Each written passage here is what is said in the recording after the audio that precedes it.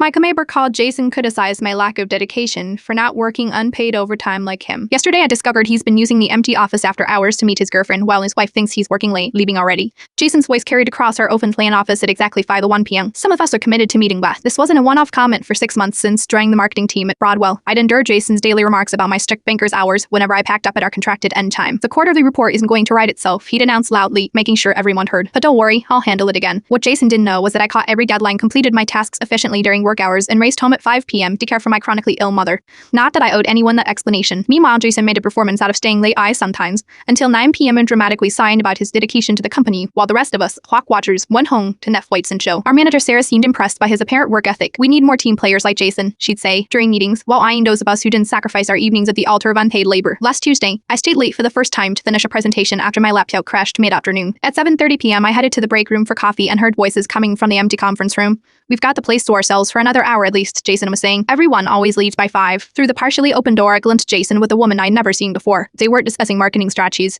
I slipped away unnoticed, feeling uncomfortable but also confused. Jason frequently mentioned his wife and their supposedly perfect marriage. Yesterday, a woman appeared at our office reception around 4:45 p.m., looking worried. "I'm here to surprise my husband, Jason," she told the receptionist. "He's been working so many late nights recently, I thought I'd take him to dinner." I recognized her from the framed photo on Jason's desk as his wife, not the woman from the conference room. "Perfect timing," I said, approaching her. "Jason's just wrapping up. I can take you to his desk." Jason's face when he saw his wife will stay with me forever had a pure panic. "Honey, what are you doing here? Surprising you. I thought we could have dinner since you've been working so late." Jason shot me a desperate look. "Actually," I said cheerfully, "Jason usually wraps up around 5. I'm surprised he hasn't mentioned that most of the team leaves then." His wife's expression changed. "But you've been coming home after 9 for months. You said everyone stays late." An uncomfortable silence fell across the office. "I'm sure Jason can explain," I said, gathering my things. "I need to leave on time today. Some of us have actual responsibilities outside of work." This morning, Jason wasn't at his desk. Sarah called an impromptu team meeting to announce he'd decided to pursue other opportunities and to clarify that the company does not expect unpaid overtime. As we filed out, Sarah pulled me aside. "I should have questioned why his productivity didn't match his hours," she admitted. "Sometimes the people who talk the most about dedication are compensating for something else." I just nodded and left at 5 p.m. as usual. Some people build their professional reputation by tearing others down, but eventually the gap between performance and perception catches up with everyone, and sometimes in the most unexpected ways.